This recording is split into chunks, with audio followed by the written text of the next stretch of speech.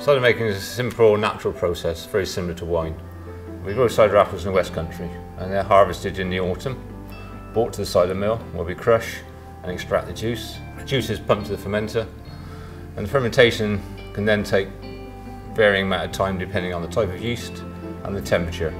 And generally, the longer the fermentation time, the better, adds more flavour and character to the product. 20 years ago, I was asked as master cider maker to develop a new cider that was cloudy, that was live, it was still fermenting, and it had to be in a keg. And we worked with the growers to produce the ideal cider apple for Addlestones. That process starts in the nursery, where we specify the varieties of cider apple that we require. They are propagated for us. That process takes 2 years. And after they're planted in the ground, the nursery will develop, and over 8 years we will get up to a full crop. And during that time, the grower has to manage the orchard to make sure we do get the perfect cider apples for the future. And that time scale can be up to 30 years and can last over many generations of that family. So we do work very, very closely with these growers. The secondary fermentation gives Addlestones its unique flavour. The main characteristic is cloudy. The taste is unique due to the secondary fermentation process. It produces a very subtle level of carbonation in the cider. Very refreshing. And as you taste it, you get that sensation on the tongue, which is very tingly, appley, fruity.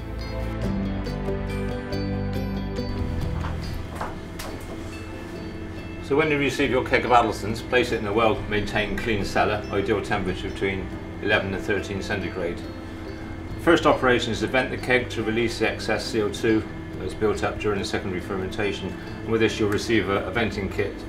The blank cap goes on the top, the cap with a hole goes on the side. Place a spear inside, screw it down, and then place the couplet on top of the keg. And just release the gas. You keep the venting system on the keg for 24 hours to release gas, and after that you can put the keg on to dispense. It's always wise to have one keg on dispense and one keg venting all the time. Ideally, once broached, you should use the keg within 7 days to maintain quality. It's important that once the keg is in position, you do not shake the keg. This will disturb any sediment in the base of the keg, which is obviously caused by the secondary fermentation that's happening right now in the container.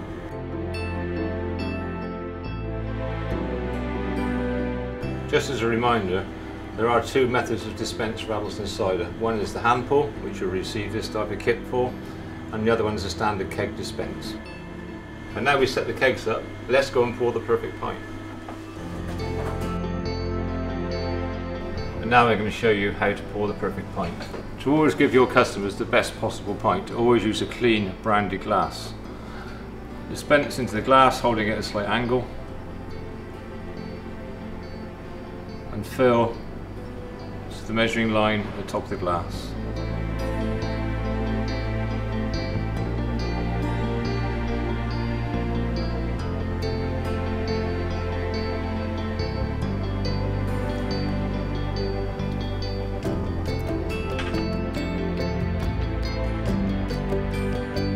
And now we're going to pour a pint of Addlestones through the hand pour.